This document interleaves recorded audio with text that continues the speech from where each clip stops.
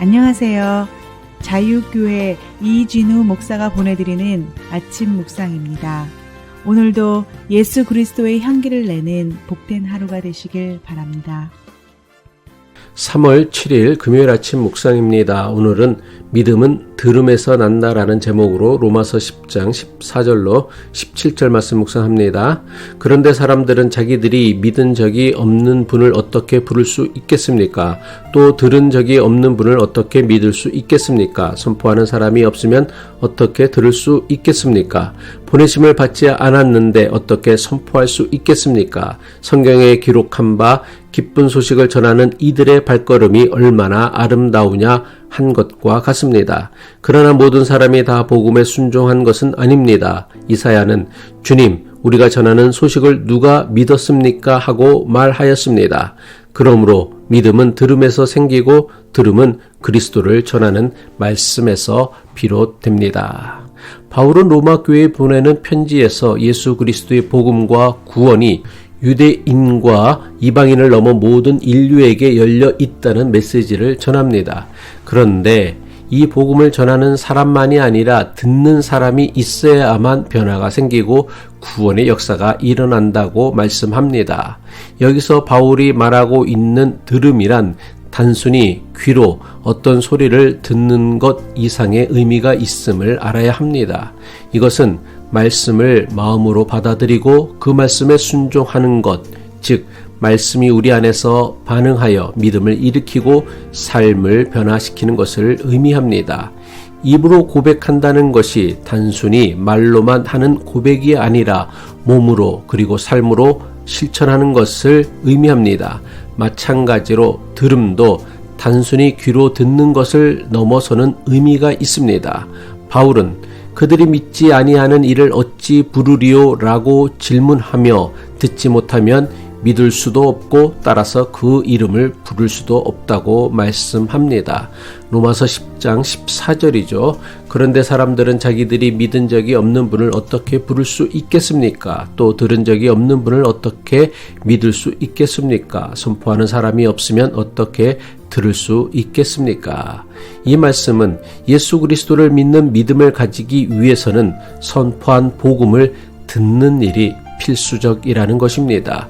예수 그리스도의 복음을 자기 삶을 변화시키고 구원하는 말씀으로 깊이 듣기 위해서는 먼저 마음을 열어야 합니다. 편견과 두려움 혹은 기존의 종교적 틀에 갇혀 있다면 아무리 복음을 선포한다고 해도 참된 들음은 이루어지기 어렵습니다. 이것을 나타내는 것이 복음을 선포했지만 모든 사람이 복음에 순종하지 않았다는 바울의 고백입니다. 로마서 10장 16절이죠. 그러나 모든 사람이 다 복음에 순종한 것은 아닙니다. 이사야는 주님, 우리가 전하는 소식을 누가 믿었습니까? 하고 말하였습니다. 하나님께서는 선지자를 보내어 하나님 말씀을 전하게 했지만 이스라엘 백성들은 선지자가 선포한 하나님의 말씀을 믿지 않았습니다. 도대체 왜 이런 일이 일어난 것입니까? 유대인들은 율법의 행위로만 구원을 얻는다는 그릇된 확신에 사로잡혀서 하나님의 은혜로만 구원을 얻는다는 선지자의 말씀을 거부한 것입니다. 바울은 잘못된 신념과 확신에 사로잡혀 예수 그리스도의 복음 듣기를 거부하는 이들을 향하여 단호하게 선언합니다. 로마서 10장 17절이죠. 그러므로 믿음은 들음에서 생기고 들음은 그리스도를 전하는 말씀에서 비롯됩니다. 믿음은 들음에서 나고 들음은 그리스도의 말씀으로 말미암는다라는 바울의 선언은 단순한 청각적 듣기를 넘어서 마음으로 삶으로 더 나아가 전 인격으로 듣는 것을 요구하는 말씀입니다. 믿음은 들음에서 생기는데 반드시 들어야 하는 말씀은 그리스도를 전하는 말씀이라는 것입니다. 여기서 그리스도를 전하는 말씀이란 예수 그리스도의 생애와 죽음 그리고 부활을 통해 드러난 하나님의 구원 계획을 의미합니다. 다시 말해 공생애를 통해 남겨주신 예수님의 가르침과 삶 그리고 십자가와 부활을 통해 선포된 복음 전체를 의미하는 것입니다. 그리고 이것은 단순히 예수님에 대한 지식을 전달하는 것이 아니라 듣는 이들이 예수 그리스도를 믿고 구원에 이르도록 하는 능력을 지닌 말씀입니다. 이처럼 복음을 듣는다는 것은 단순히 귀로 듣는 것을 넘어 마음으로 받아들이고 삶으로 실천하는 것을 의미합니다. 더 나아가 복음을 듣는다는 것은 과거의 전통이나 교리에 갇히지 않고 우리의 삶의 자리에서 말씀의 의미를 새롭게 발견하고 적용하는 것을 의미합니다. 이런 의미에서 우리는 세상의 고통과 불의에 눈 감지 않고 약자들의 목소리를 경청하며 그들의 아픔을 함께 나누고 그들을 위해 행동해야 합니다.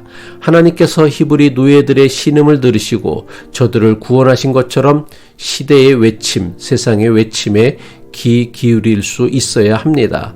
세상의 고통과 불의, 약자들의 신음에 귀 기울이고 그들의 아픔을 함께 나누며 공의로운 세상을 만드는 데 힘써야 합니다. 예를 들면 이렇습니다. 기후 위기에 대한 경고를 들을 때에 우리는 이것을 하나님이 지으신 창조 세계가 인간의 욕심으로 파괴되고 있다는 하나님의 말씀으로 들을 수 있어야 합니다. 우리는 귀와 마음을 활짝 열어 세상이 내는 모든 소리, 특별히 억눌린 이들의 아픔과 창조 질서의 신음을 들을 수 있어야 합니다. 우리가 교회 안에서만 복음을 이야기하고 세상에 신음하는 소리를 제대로 듣지 못한다면 세상과 사람을 구원하는 복음을 세상에 전하지 못할 것입니다. 기도하겠습니다. 사랑의 하나님 아버지, 우리의 귀와 마음을 열어주셔서 주님의 말씀을 듣게 하시고 그 말씀을 우리의 삶 전체에 새기도록 인도하여 주옵소서.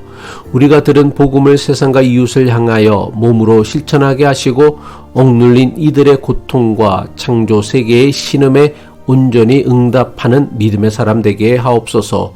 오늘도 우리에게 말씀하시는 성령의 음성에 민감하게 반응하며 우리의 믿음이 삶 전체에서 열매 맺도록 인도하여 주옵소서. 예수 그리스도의 이름으로 기도합니다.